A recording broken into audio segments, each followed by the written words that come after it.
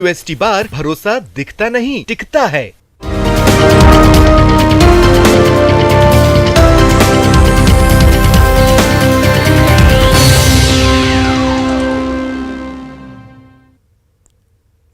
नमस्कार, आप देख रहे हैं जोहार झारखंड। आपके साथ मैं हूं अलीम अतहर। बुलेटिन में खबरों की शुरुआत करते हैं। झारखंड विधानसभा के शीतकालीन सत्र के आखिरी दिन कांग्रेस नेता फुरकान अंसारी भी सदन पहुंचे थे। वो नॉर्थ पोर्टिको में मीडिया से बात करने के बाद कार से जैसे ही रवाना हुए, उनकी कार को पायलट जिप्सी ने टक्कर मार दी। हादसे में कार में सवार फुरकान अंसारी जख्मी हो गए। उनके सीने में चोट आई है। उन्हें एम्बुलेंस में बिठाकर तुरंत पारस अस्पताल ले जाया गया। मौके का जायजा लिया न्यूज 18 संवाददाता संजय सिन्हा ने। जो थोड़ी देर में हम लोग देख पाए, पल्स वगैरह सब ठीक लग रहा था अभी। तो अब बाकी इवेल्युएट करेंगे। उसके बाद एक जगह कटा है उनका हाथ में, लेफ्ट साइड में उनका थोड़ा सा कट आया है, हल्का ब्लड आ रहा था। और छाती में वो अब खुद से दर्द बता रहे थे, लेकिन छाती में लगने का चांस कम है क्योंकि गाड़ी ऊपर नहीं टकराई थी। पैरामीटर्स वैसा बहुत ज्यादा डिटेल्ड नहीं है, लेकिन चूंकि एक्सीडेंट हुआ है, एज फैक्टर भी है और सारा जो ऑल ऑफ सडन सारी बातें हुई हैं, तो वो सब सारी चीज देखी गई है। अब हम लोग नियरेस्ट भेजे हैं। अब सारा चीज वहां पर जब इवेल्युएट कर किया जाएगा, क्योंकि टाइम नहीं बर्बाद करते हुए इमीडिएट हम लोग जो है बेटर हो जहां की इनको इन्वेस्टिगेट। झारखंड विधानसभा के ठीक बाहर में फुरकान अंसारी की जो कार है, उस कार की टक्कर जो है ये पायलट जो कि पुलिस की गाड़ी है उस जिप्सी के साथ हो गई। और कार में बैठे फुरकान अंसारी जो है उनके सीने में चोट आई है और अब उन्हें बाकायदा विधानसभा में आप देख रहे हैं कि उन्हें एम्बुलेंस के जरिए ले जाया जा रहा है। और जैसे ही टक्कर हुई, फुरकान अंसारी ने एक तरीके से अपने सीने पर कसकर हाथ रखा जैसे उन्हें जोर की चोट लगी हो, और दौड़कर इरफान अंसारी तमाम लोग यहाँ पर पहुंचे। अब देख रहे हैं कि ठीक उनकी कार से जब वो बाहर निकल रहे थे, अब कार से सीधे एम्बुलेंस के जरिए उन्हें अस्पताल ले जाया जा रहा है। और यहाँ पर देख रहे हैं कि अचानक जैसे ही चोट लगी फुरकान अंसारी को, उन्होंने तेजी से अपना सीना पकड़ लिया। और सीना पकड़ने के बाद जैसे लगा कि जैसे ये कर सकते हैं कि सीधे, चूंकि कार में फुरकान अंसारी आगे बैठे थे और आगे बैठने के समय जैसे ही जोर से टक्कर हुई, क्योंकि दोनों ही गाड़ियां एक ही तरफ से आ रही थी, और उस समय जैसे ही गाड़ियां एक तरफ से आ रही थी, उस समय दोनों गाड़ियों की जो आगे का जो हिस्सा होता है दोनों गाड़ियों का, वो आगे का हिस्सा दोनों आपस में टकराया। चूंकि कार के आगे में फुरकान अंसारी बैठे थे, लिहाजा उन्हें आगे की तरफ चोट लगी। उन्होंने अपना सीना पकड़ लिया और विधानसभा के बाहर के जो गेट नंबर 4 का जो कॉरिडोर है, जो नॉर्थ पोर्टिको है, वहां तमाम नेता खड़े थे। दौड़कर इरफान अंसारी भी आए और अब देख रहे हैं कि फुरकान अंसारी को सीधे अस्पताल ले जाया जा रहा है। कैमरामैन प्रभाकर के साथ संजय कुमार सिन्हा, न्यूज 18 रांची। और झारखंड विधानसभा परिसर में कांग्रेस नेता फुरकान अंसारी की कार को जिप्सी जो थी, पायलट जिप्सी, उसने जोरदार टक्कर मार दी। हादसे में कार का अगला हिस्सा क्षतिग्रस्त हो गया। साथ ही कांग्रेस नेता फुरकान अंसारी भी घायल हो गए। उन्हें एम्बुलेंस से पारस अस्पताल ले जाया गया। फिलहाल उनकी हालत खतरे से बाहर बताई जा रही है। मौके का जायजा लिया न्यूज 18 संवाददाता संजय सिन्हा ने। हम इस समय फुरकान अंसारी की कार में ही बैठे हैं और जिस सीट पर मैं बैठा हूं, फुरकान अंसारी उसी सीट पर बैठे हुए थे। और आप देख सकते हैं कि कार के अगले हिस्से में जिस तरीके से कार के दिखाइए कि कार का जो अगला हिस्सा है वो पूरा क्षतिग्रस्त हुआ है। वहां पर पायलट जिप्सी की टक्कर हुई और यहाँ पर बाकायदा देख सकते हैं कि पूरा जो जिस तरीके से टक्कर हुई है, वो कार में जिस तरीके से आगे का हिस्सा दबा है, वो बता रहा है कि टक्कर कितना जोरदार था। हमारे साथ यहाँ पर जो कार के ड्राइवर, उनसे बात करेंगे। ये बताइए कि ये जैसे टक्कर हुई, जहाँ मैं बैठा हूँ वहीं फुरकान अंसारी बैठे हुए थे, तो कैसे टक्कर हुई? अब हम तो फर्स्ट गियर में गाड़ी पोर्टिको से निकल रहे हैं। बहुत हाई स्पीड में पायलट था, बहुत हाई स्पीड में आ रहा था। जस्ट हम निकलने वाला, हॉर्न भी नहीं किया। अब देख लीजिए उनका चक्का का ब्रेक देखिए, कहाँ ब्रेक मारा, कहाँ हमको ठोका। तो अगर मान लीजिए चोट लगती है जहाँ बैठे थे, अचानक उन्होंने सीना कैसे से पकड़ लिया? सीना की बात नहीं, बहुत जोर बेचारा अभी तो बैठवे किया। हम तो फर्स्ट गियर में गाड़ी ला रहे थे। हाँ? बहुत जोर से मारा ना इस साइड, इसीलिए इधर गिर गया सर। तो उन्होंने सीना पकड़ा, मतलब क्या वो आगे की ओर गए थे? आगे चल गया था। उस सीट टकराया था इससे? जी, सीट बेल्ट लगा रहा था। तब नीचे तो होगा ही। देखिए, विधानसभा परिसर से नॉर्थ जो आपको पोर्टिको है, नॉर्थ पोर्टिको से जैसे ही उनकी कार, ये गाड़ी आगे निकली और लगा जैसे ही टक्कर हुई, जोरदार टक्कर, शायद इसी हिस्से से जो है वो टकराए थे और यहाँ पर सीने में चोट हुई। लेकिन इसके बाद अभी तो फिलहाल उन्हें फुरकान अंसारी को पारस अस्पताल ले जाया गया है। झारखंड विधानसभा में शीतकालीन सत्र के अंतिम दिन ध्यानाकर्षण प्रस्ताव के दौरान माले विधायक विनोद कुमार सिंह ने कोल्हान और कोडरमा में करोड़ों रुपए के राजस्व का नुकसान का मुद्दा उठाया। इस पर कृषि मंत्री बादल पत्रलेख ने 3 महीने के अंदर जांच कमेटी से रिपोर्ट मांगे जाने की जानकारी दी। वहीं जेएमएम विधायक दीपक बिरुआ ने नशे के शिकार हो रहे किशोरों पर चिंता जताई, साथ ही नशा मुक्ति केंद्र खोलने की मांग की। स्वास्थ्य मंत्री ने कहा कि इससे जुड़े आंकड़े सरकार के पास नहीं है। सवाल इसी से है कि भाई जिन पदाधिकारियों ने ये नहीं लगाया उस पे जो है आपने क्या कार्रवाई किया है, क्या उसकी जांच की है। सरकार कह रही है कि भाई वो कोर्ट गए हैं, नहीं कोर्ट तो जा सकते हैं, उसकी बात नहीं है, लेकिन सवाल है कि आपने ब्याज इन पे लगाया ही नहीं। राजस्व की जो क्षति हुई है उस बिंदु पर जांच हेतु प्रमंडल स्तर की समिति गठित की गई है अध्यक्ष महोदय, जो जांच कर 3 महीने के अंदर, माननीय सदस्य 3 महीने के अंदर उन्हें निर्देश दिया गया है कि विस्तृत प्रतिवेदन 3 माह के अंदर उनका जवाब जमा करेंगे। एसओपी ऑर्डर निकाला जा रहा है जिससे कि कमिश्नर लेवल पर या डीआईजी के स्तर पे पुलिस विभाग से इस नशे का जो आदत लोगों को आ रहा है उससे कोई रोकथाम के लिए या नशे मुक्ति केंद्र का जो है ना क्यों नहीं गठन किया जा रहा है, ये मेरा सवाल है अध्यक्ष महोदय। कि ये स्वास्थ्य से संबंधित नहीं है, जो हमारे कमिश्नर साहब और डीआईजी ये गृह कारा से संबंधित है, लेकिन मैंने जानकारी इकट्ठा किया और जानकारी के आधार पर आपको सूचना दे रहा हूं कि हमारे कमिश्नर, डीआईजी और पुलिस के लोग इस पर लगातार प्रयास कर रहे हैं कि ज्यादा से ज्यादा जो नशा का संबंध में जो अपराध हो रहे हैं इस पर अंकुश लगाया जाए। बिहार में आरजेडी नेता अब्दुल बारी सिद्दीकी के बयान का समर्थन करते हुए झारखंड के कांग्रेस नेता इरफान अंसारी ने कहा है कि मुस्लिमों को किसी होटल में कमरा नहीं मिलता, नफरत का माहौल बढ़ता जा रहा है। इस पर आपत्ति जताते हुए बीजेपी विधायक सीपी सिंह ने कहा कि उन्हें देश में रहना है तो भारत माता की जय कहना होगा। किससे डर लग रहा है बताना चाहिए, लेकिन इतना जरूर मैं कहूँगा कि देश के हालात अब सही नहीं है।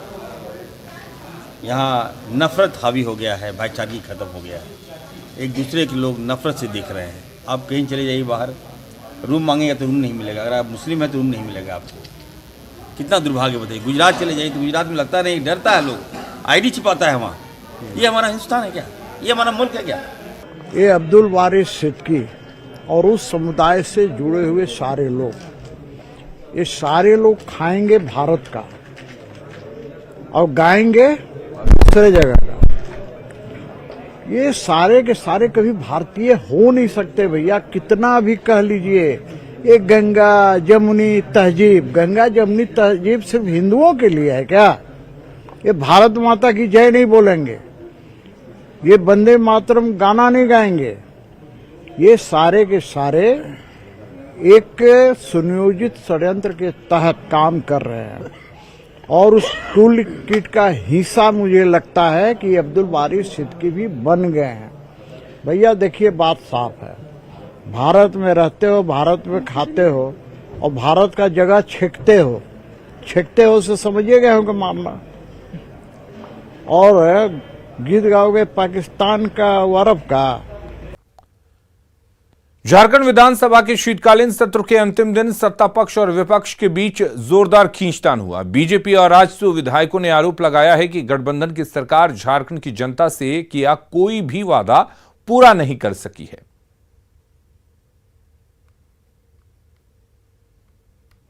सरकार का सबसे बड़े कमिटमेंट जो इन्होंने किया था, जो फेल हुआ, वो उस पर जिस दिन ये विधेयक लाते हैं उस पर ये नहीं चाहते हैं कि राज्य के कोई पक्ष या विपक्ष के लोग इसमें बहस करें, बात करें, अपनी दलीलें दें। अगर और इसको कहीं ना कहीं स्पीकर साहब का समर्थन भी रहा था। आज सरकार ने यह माना कि हमारे पास ये पावर ही नहीं है कि विधानसभा के अंदर इसको पास करें, तो मुझे कहीं ना कहीं लगता है कि ये पॉलिटिकल गिमिक सरकार कर रही है और इसका खामियाजा यहाँ के खतियानदारी को भुगतना पड़ रहा है। काफी दुर्भाग्य है। 1932 के खतियान के नाम पर कोई भी पॉलिटिक्स नहीं होना चाहिए। मैं मूलवासी होने के नाते मैं ये चाहता हूं कि 1932 का खतियान यहाँ लागू हो, लेकिन सरकार की मंशा ठीक नहीं रहेगी तो कहीं ना कहीं 1932 का खतियान में बिल्कुल विकास का काम ठप हुआ है। अगर विकास हो रहा है तो एक परिवार का विकास हो रहा है, उसके जो क्या बोलते हैं हमचे चमचे, उन लोगों का विकास हो रहा है, दलाल बिचौलियों का विकास हो रहा है। और पूरे राज्य में तो विकास बिल्कुल ठप पड़ा हुआ है, खाली लूट ही लूट चल रहा है। तो आज अगर वो बैठे हैं तो कोई गलत नहीं कर रहे हैं, बेचारा क्या करेगा, फिर कोई अगर सुनेगा नहीं तो फिर उनको भी बैठना पड़ा। साहिबगंज के बरहरवा टोल प्लाजा टेंडर मामले में सीबीआई की एंट्री होगी। सूत्रों के मुताबिक इस मामले की जांच कर रहे इन्वेस्टिगेटिंग ऑफिसर के बयान पर मामले को सीबीआई को सौंपने की तैयारी है। यह मामला तब प्रकाश में आया जब ईडी की कार्रवाई के दौरान पता चला कि इस मामले में मंत्री आलमगीर आलम और पंकज मिश्रा को गलत तरीके से 24 घंटे के अंदर क्लीन चिट दे दी गई थी। इस मामले में झारखंड उच्च न्यायालय 16 जनवरी को बड़ा फैसला ले सकता है। ज्यादा जानकारी दे रही हैं न्यूज 18 संवाददाता रूपाली त्रिपाठी। झारखंड के साहिबगंज के बरहरवा टोल प्लाजा मामले में अब सीबीआई जांच करेगी। बता दें, इस मामले के इन्वेस्टिगेटिव ऑफिसर के दर्ज किए गए बयान के आधार पर इस मामले को सीबीआई को सौंप दिया गया है। साथ ही ये मामला प्रकाश में तब आया जब बरहरवा टोल प्लाजा की टेंडर मामले में 2 मुख्य आरोपी को 24 घंटों के अंदर गलत तरीके से क्लीन चिट दे दिया गया था। साथ ही आने वाले 16 जनवरी को झारखंड उच्च न्यायालय इस मामले में बहुत बड़ा फैसला लेने वाला है। कैमरामैन संजीव के साथ रूपाली त्रिपाठी, न्यूज 18 रांची। झारखंड विधानसभा में कांग्रेस विधायक अंबा प्रसाद और शिल्पी नेहा तुर्की ने अफसरों की मनमानी का सवाल उठाया। दोनों महिला विधायकों ने कहा कि सरकारी अफसर उनकी बात नहीं सुनते। कांग्रेस के अन्य विधायकों ने भी उनकी बातों का समर्थन किया। घुमा फिरा के जवाब दिया जाता है। जो विभाग है, संबंधित विभाग बस कोशिश करते हैं कि गोल गोल जवाब दे दे ताकि कौन सा विभाग? लगभग सभी विभाग, कोई स्पेसिफिक मैं क्या बोलूं, एक जो स्पेसिफिक एक जिम्मेदारी के तौर पे जो उनको एक जिम्मेदारी दिया गया है, एक जिम्मेदार विभाग के तौर पे उनको जो जवाब देना चाहिए उस तरह का जवाब तो नहीं मिलता है। आप सत्ता पक्ष में हैं, फिर आपकी बात कौन सुना? क्यों कह रहे हैं? रेज किया है हमने, तो सत्ता पक्ष में है तो हमें उम्मीद रहती है कि चीजें बदलेंगी। आपको रोका किसने सवाल करने से? मुझे किसी ने रोका नहीं, किसी का ताकत तो नहीं है कि कोई रोक सकता है, मगर प्रयास की गई कि ताकि मैं ये सवाल को कौन है वो? जो अधिकारी इस मामले में लिप्त है वही है। यानी आप नाम बताने से डर रही हैं? आप डरना क्या है? अगर मैं डरती तो इस सवाल को पहले तो सदन में नहीं रखती, ठीक है? और सदन में जब मुझे बोलने नहीं दिया गया तो मैं पत्रकार के माध्यम से सरकारी जो अधिकारी है थोड़ी लगाम धीरे धीरे करके लाइन में सब आने, थोड़ा वक्त तो लगता ही है ना। एक ही बार में अगर आप सहवाग जी से बोलिए कि 6 मार लीजिए तो थोड़ा सा उसको पारी खेलने में थोड़ा वक्त लगता है। कि सदन में जो माननीय सदस्य लोग बात उठाते हैं उसको सदन के माध्यम से, चेयर के माध्यम से गंभीरता पूर्वक अधिकारियों को निर्देश देना चाहिए कि भैया माननीय विधायक जो होता है, विधायक पालिका सबसे बड़ी होती है, न्यायपालिका कार्यपालिका उसके नीचे आती है। अब विधायक पालिका ही की बात नहीं सुनी जाएगी तो ये दुर्भाग्य। दुमका में लैंडमाइंस विस्फोट कर पोलिंग पार्टी पर हमला मामले में आरोपी 5 नक्सलियों को कोर्ट ने रिहा कर दिया। कोर्ट ने सबूत के अभाव में हार्डकोर नक्सली सुखलाल मुर्मू उर्फ प्रवीर दा समेत 5 नक्सलियों को रिहा करने का आदेश दिया। इस वक्त प्रवीर दा रांची के होटवार जेल में बंद है, जबकि 3 अन्य अभियुक्त दुमका सेंट्रल जेल में बंद हैं। वहीं एक आरोपी फिलहाल जमानत पर है। जेल में बंद अभियुक्तों को वीडियो कॉन्फ्रेंसिंग के जरिए पेश किया गया। हालांकि सभी पर बाकी के मामलों में ट्रायल अभी चलता रहेगा। कोर्ट में सुनवाई के दौरान 28 गवाह पेश किए गए, जिसमें अभियोजन पक्ष केस में आरोपियों के शामिल होने की बात साबित नहीं कर पाया। कानून का एक जो प्रिंसिपल है कि प्रोसिक्यूशन किसी भी एक्यूज को अगर पनिश करना हो, एक्यूज अगर कोई भी गिल्टी पाया जाए, गिल्टी उसको ठहराने के लिए सबसे ज़रूरी है कि बियॉन्ड ऑल रीजनेबल डाउट वो जो केस प्रूफ होना चाहिए, जो इसमें प्रूफ नहीं हो पाया। एडीजे 1 के न्यायालय से प्रवीर दा साथ में 4 अभियुक्तों को कोर्ट के द्वारा रिहा किया गया है। ये सरसाजोर का मामला है, उसी में रिहा किया गया। बढ़ी घबराहट,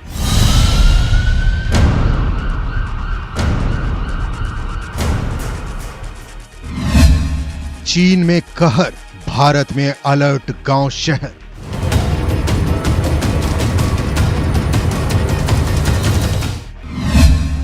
डरा रहे हैं दुनिया के आंकड़े।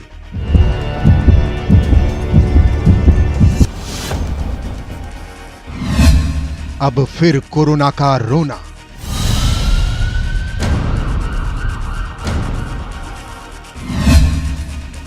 Corona returns. चीन में कोविड के मिले नए वेरिएंट से देश भर के कई राज्य अलर्ट मोड पर हैं, जिसमें से एक झारखंड भी है। दरअसल झारखंड से काम की तलाश में अधिक लोग बाहर जाते हैं। ऐसे में कोरोना के संक्रमण का खतरा बढ़ जाता है।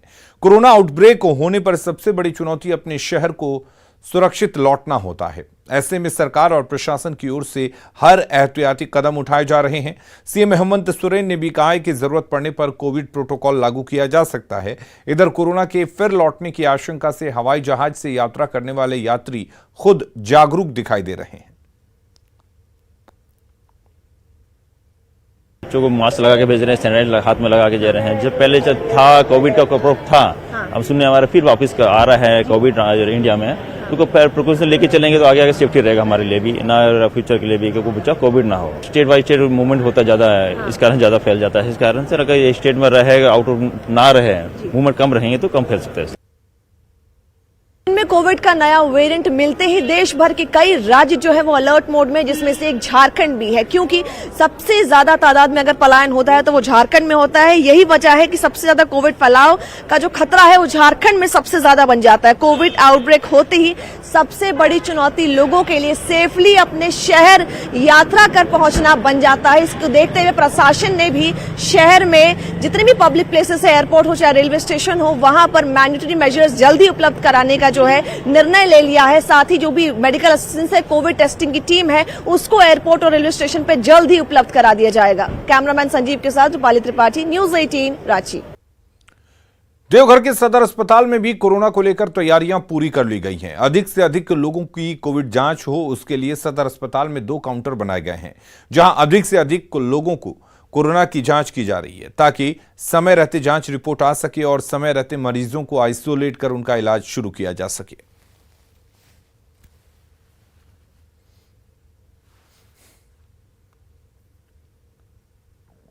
तो कोरोना को लेकर सरकार की ओर से सभी जिला में स्वास्थ्य विभाग के स्तर पर बैठक जारी है। गढ़वा में स्वास्थ्य विभाग अलर्ट मोड पर आ गया है। सदर अस्पताल के कोविड सेंटर को भी दुरुस्त किया जा रहा है। वहीं ऑक्सीजन प्लांट को भी एक्टिव किया जा रहा है। भीड़ भाड़ वाले जगहों पर मास्क लगाने की सलाह विभाग की ओर से दी जा रही है। सिविल सर्जन ने कहा कि कभी भी कोविड जांच बंद नहीं की गई।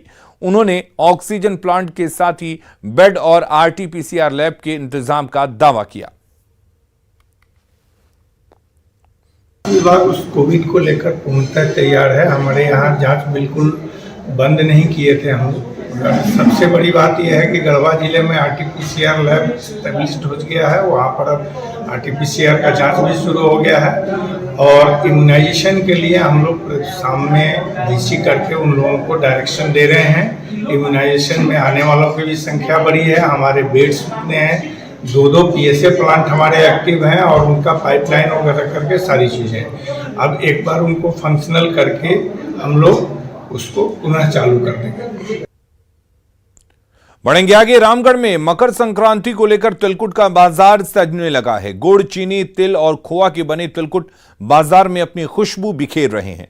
तिलकुट बनाने का काम दिसंबर से ही शुरू हो जाता है और जनवरी तक चलता है। इससे कई लोगों को रोजगार भी मिल रहा है। रामगढ़ के लोग सबसे ज्यादा गुड़ के तिलकुट पसंद कर रहे हैं। मकर संक्रांति को लेकर रामगढ़ में तिलकुट का बाजार सज गया। आप हमारे पीछे देख सकते हैं, कई तरह के तिलकुट यहाँ बनकर तैयार हैं और तिलकुट यहाँ पर कारीगर बना रहे हैं। बताया गया कि दिसंबर से लेकर जनवरी तक यहाँ पर तिलकुट बनाने का काम होता है। खास करके मकर संक्रांति को लेकर तिलकुट बनाया जा रहा है। खोआ का तिलकुट है, गुड़ का है, चीनी का, तिल का तिलकुट और भी कई तरह के यहाँ पर जो हैं बनाए जा रहे हैं तिलकुट। हम लोग तिलकुट दिसंबर और जनवरी 2 महीने बनाते हैं। यानी 1 दिसंबर से लेकर हम लोग 15 जनवरी तक का काम करते हैं सर। और कितने लोग रोजगार हैं? लगभग 20 लोग हमारे यहाँ रोजगार से जुड़े हुए हैं।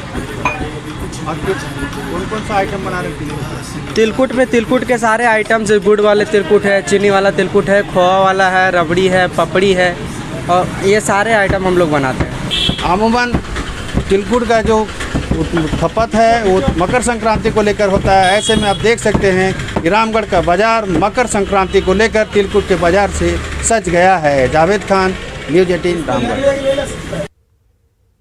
देखते हैं झारखंड 2020।